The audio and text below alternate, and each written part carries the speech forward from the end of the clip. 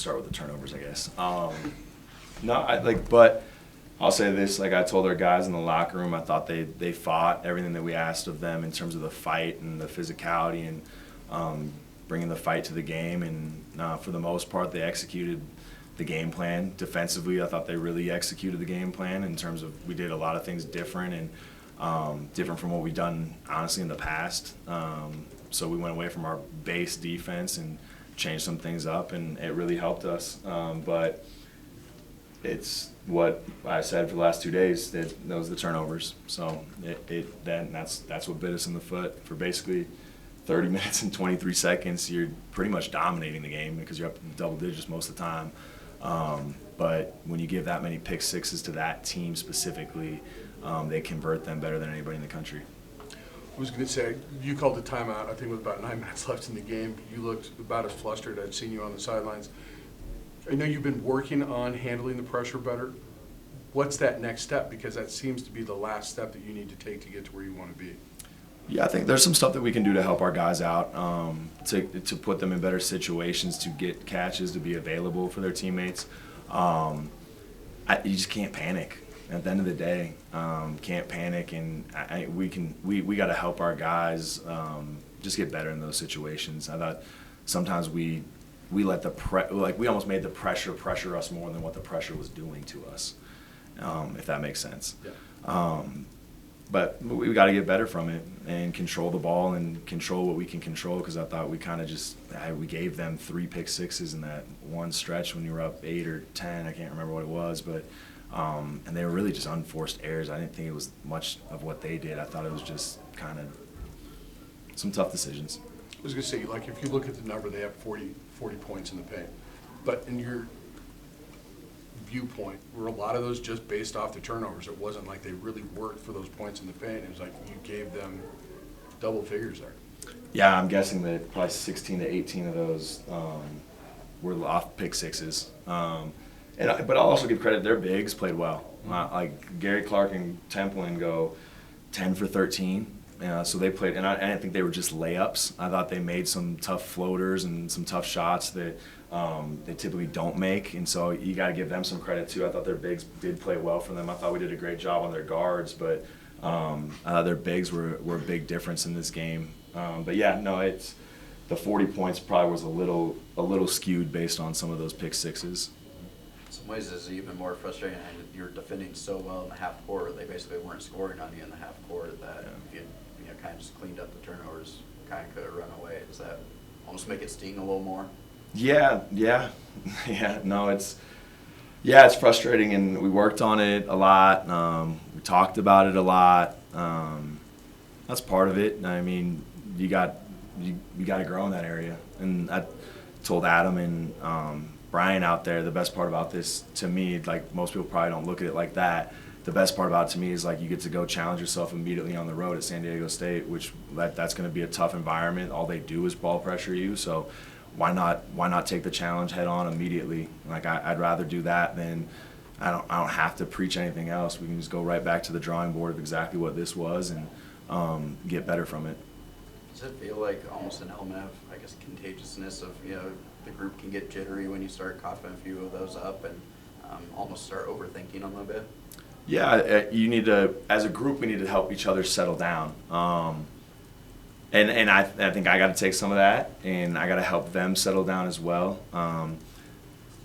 We have to, as a group, be able to settle down when pressure picks up or when the intensity of a game picks up. I thought we just panicked a little bit.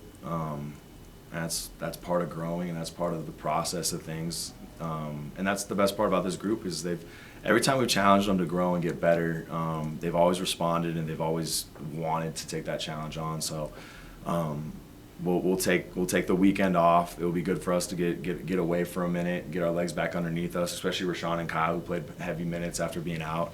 So it'll be good for them to take the weekend off, and then we'll come back on Monday and get right back to it. Kyle obviously had 19 in the first half, and then he had 5 quick ones right away in the second half, and then he doesn't score the rest of the game. Did Utah State do anything differently in the last 18 minutes or so to kind of limit him? I know he gets the look to tie it at the end that was pretty good, but it just felt like there was some long stretches where maybe he wasn't getting some good looks in the game. Yeah, they were switching a lot early, and I thought he got some deep post touches. I thought we were just moving the ball and playing off penetration in the first half. I thought a lot of Kyle's threes actually were just him spacing really well, and us making plays for each other. We couldn't get to that because we were turning the ball over.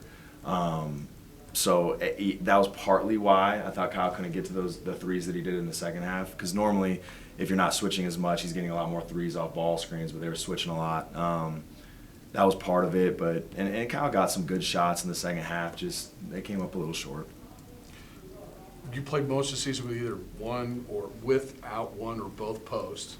You finally get them both healthy, and instead of it leading to depth, it's led to a starting lineup. What led to the thinking to have them both in the lineup, and what do you like about that? Having Kyle that can stretch the floor and post up, and then the physicality from Rashawn, I think he really stabilizes our defense. So they both bring different elements to the table. And then I think when you have Carey that can come off the bench and you can move Kyle to the 5 if you want to, or you can bring him out and put Carey at the 4 with Rashawn, it brings a lot of versatility to the front court for us. So it's been fun watching that grow. Obviously, we'll keep continuing to see how we can mix and match that, and the rotations are going to change a little bit, but it's good to have both of them in the lineup and be able to mix up who's the 4 and the 5 too, and kind of it changes how you look out there when you got them in different spots. Guys like Mason for Utah State number 12, he almost got 20 points last game. Was that kind of a point of emphasis to not let any explosive players happen this game?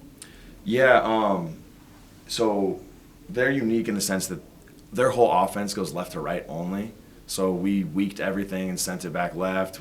All the ball screens, we top blocked the screens in the left corner. We switched all the handoffs so they couldn't get to their right hand. And it worked, I guess. So that was a positive, and huge, like big credit to our guys because we only put that in 2 days. It's stuff that we've done before, but to be the principles of how we played, I thought they executed the game plan perfectly. But yeah, just came down to the turnovers, and we out rebounded them too. So I think we kind of said that if you did one out of the two, it was going to be a tight game. If you did both, you're going to win, and it was unfortunate that we kind of unraveled there in the second half. Kyle kind of talked about getting a little complacent out of half. I mean, he had such a great first half. Did you get any sense of that among, I guess, the jitteriness you were talking about? No, and Kyle's really hard on himself. I think that's probably the biggest takeaway. He's hard on himself. Like I think he took that loss as hard as anybody. And that's who he is. He's a competitor and he wants to win. So I don't know if he didn't come out the right way. Like you said, he scored those next 2 points right away. So I think he was fine.